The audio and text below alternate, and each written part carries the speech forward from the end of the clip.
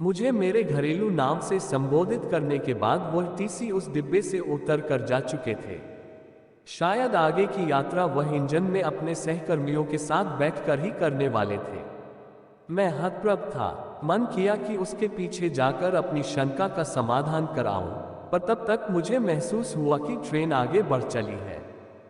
तभी मैंने गौर किया कि कुछ देर पहले सामने बैठे जिस वृद्ध व्यक्ति से मैंने कुछ पूछना चाहा था, वह तब से अभी तक लगातार मुझे घूर रहा है। उसकी नजरें लगातार मेरी ओर ही है। यह बात मुझे कुछ अजीब सी लगी। मैंने डिब्बे में यहाँ वहाँ नजरें घुमाकर देखा तो महसूस किया कि यहाँ कुछ तो गड़बड़ है। खिड़की वाली सिंगल सीट पर एक अधेड़ महिला भी ठीक सामने बैठे व्यक्ति की तरह ही मुझे एकटक निहार रही है। उसके भावहीन चेहरे के साथ शून्य आंखें जो बिना पलक झपकाए बस मुझे ही देखे जा रही है।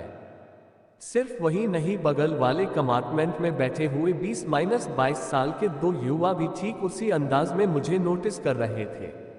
मैं अभी यह समझने की कोशिश ही कर रहा था कि आखिर इनको मुझसे ऐसी भी क्या समस्या है जो लगातार मुझे घूर रहे हैं, कि अचानक से तेज भागती उस ट्रेन के डिब्बे में धूप अंधेरा पसर गया।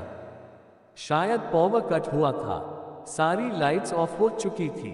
इससे पहले मैं कुछ समझ पाता, एक जोर की खौफनाक चीख के साथ मेरी आंखों के ठीक नजदीक अंधेरे में डूबा आधा जला हुआ एक बेहद विकृत, विभत्स, डरावना चेहरा मात्र एक सेकंड के लिए दिखाई दिया और फिर गायब हो गया। उसके अगले ही क्षण ट्रेन की सारी लाइट्स फिर से जल चुकी थी। मैं बुरी तरह हक्का बक्का थी।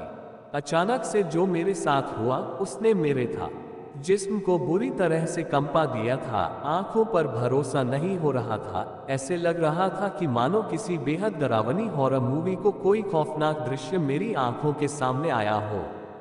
मेरे रोंगटे खड़े हो गए थे, पर दहशत में डूब चुके मेरे हृदय के लिए मुश्किलें और भी बढ़ने वाली थी, क्योंकि जब मैंने अपने ठीक सामने वाली सीट पर नजर डाली तो वहां अब कोई नहीं था। सामने बैठा हुआ वह वृद्ध व्यक्ति अपनी जगह पर अब नहीं था।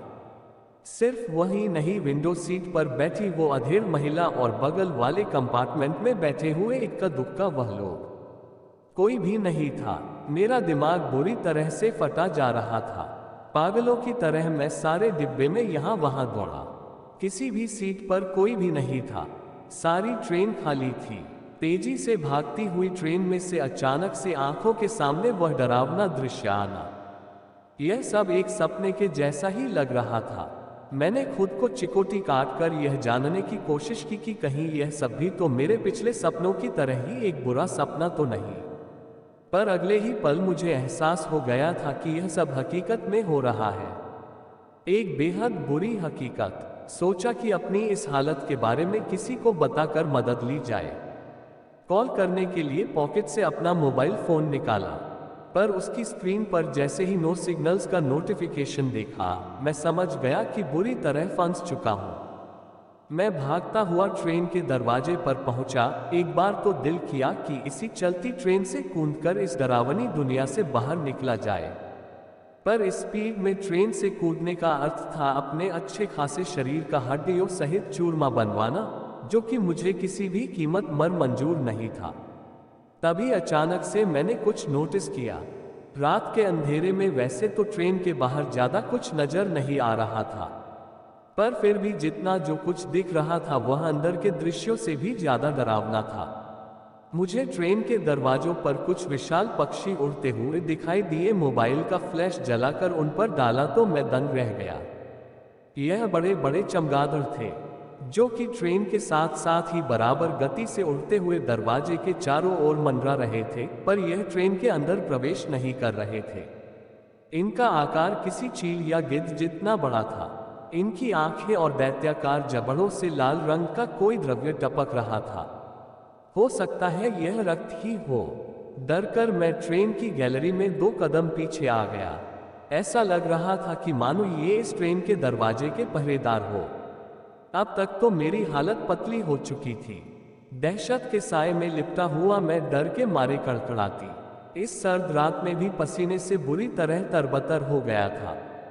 मेरे ठीक सामने एक बेहद पुरानी डिजाइन का वॉश बेसिन लगा हुआ था। मैंने आप देखा न ताप, सीधे उसके सामने पहुंच के नल को दबाया और अपने दोनों हाथों में पानी भरते हुए सीधा अपने मुंह पर उड़ेलते हुए कुछ राहत पाने की कोशिश की। पर अगले ही पल मुझे एहसास हुआ कि यह पानी नहीं, कुछ और ही है। चेहरे व हाथों में चिपचिपापन महसूस हो रहा था। लाइट के उजाले में मैंने जैसे ही अपने हाथों को देखा तो मेरी तेज चीख निकल गई। मेरे पैर बुरी तरह लड़खड़ाने लगे। दरअसल मेरे दोनों हाथ लाल गाढ़े खून से भीगे हुए थे। मेरे चेहरे से भी वही खून टपक रहा था जिसे अभी अभी मैंने पानी समझकर अपने चेहरे को धोया था। और वॉश बेसिन का नल अभी भी चालू था, उसमें से तेजी के साथ अभी भी वही खून बह रहा था। मुझे मेरा जीवन समाप्ति की ओर लगातार अग्रसर होता हुआ दिख रहा था। एक न्यूज रिपोर्टर होने के नाते मैंने जीवन भर भूत प्रेत जैसे विषयों को हमेशा ही अंधविश्वास साबित करते हुए तमाम रिपोर्ट्स तैयार की। पर आज जब मुझे इस बात का एहसास हुआ कि यह सब अंधविश्वास नहीं, इसी दुनिया का एक अभिन्न अंग है, तो इस मोड़ पर आकर मैं अपने भविष्य के रूप में इस जीवन को बस कुछ ही देर में खत्म होता मान चुका था। मेरे पास अब कोई विकल्प ही न था। वापस अपनी सीट पर आया, बैग में से तौलिया निकाला, अपने हाथों और चेहरे को पोंछा और तौलिए को सामने वाली सीट पर फेंक दिया। पर यह क्या? तौलिए पर जैसे ही मेरी नजर पड़ी मैं एक बार फिर चौंक गया था। यह बिल्कुल साफ सुथरी थी। मैंने उसे उठाकर अच्छे से पलट कर देखा, पर रक्त का कोई नामो निशान नहीं, कोई लाल धब्बा नहीं, हाथ भी एकदम साफ सुथरे। मोबाइल का फ्रंट कैमरा ऑन करके अपना चेहरा भी देखा तो उस पर भी किसी प्रकार का कोई खून नहीं। क्या था यह सब? आखिर कैसा माया जाल है यह? मुझे कुछ भी समझ नहीं आ रहा था। बस दिमाग में सिर्फ उस एक इंटरव्यू के कुछ शब्द गूंज रहे थे जो मैंने कुछ माह पहले अपने चैनल के लाइव शो के दौरान लिया था। डॉक्टर प्रियंका भदौरिया, देश की मशहूर पैरानॉर्मल एक्टिविटीज एक्सपर्ट, उनके इंटरव्यू शो के दौरान जब उन्हें लगा कि उनका इंटरव्यू ले रहे रिपोर्टर अर्थात मुझे भूत प्रेत सब कुछ सिर्फ कोरी कल्पना ही लग रही है, तब उन्होंने ऑफ द इंटरव्यू कहा था, बरखुरदार भगवान से प्रार्थना कीजिए कि आपका यह भ्रम जीवन भर न टूटे, क्योंकि जिस दिन आपका यह भ्रम टूटेगा वह दिन आपके जीवन का सबसे बुरा दिन साबित होगा। और आज मेरा भ्रम सच में टूट चुका है। मैं धम से अपनी सीट पर निढाल सा बैठ गया। मन किया कि अपने फोन में मौजूद डॉक्टर भदौरिया को अभी कॉल करके सारी स्थिति बताकर इससे बचने का कोई उपाय भी पूछ लिया जाए। पर इस भूतहा चक्रव्यूह में ऐसा फंसाया गया था कि चाहकर भी किसी से मदद नहीं ली जा सकती थी। दिमाग अभी इसी सोच विचार में डूबा हुआ ही था कि अचानक से मेरे कानों में मेरे ठीक बगल से किसी के सिसकारी लेकर रोने की आवाज आई। अपने ठीक बगल में किसी के होने के एहसास ने एक बार फिर मेरी रूह कांप गई। किसी तरह हिम्मत करके मैंने अपनी गर्दन बगल की ओर घुमाई।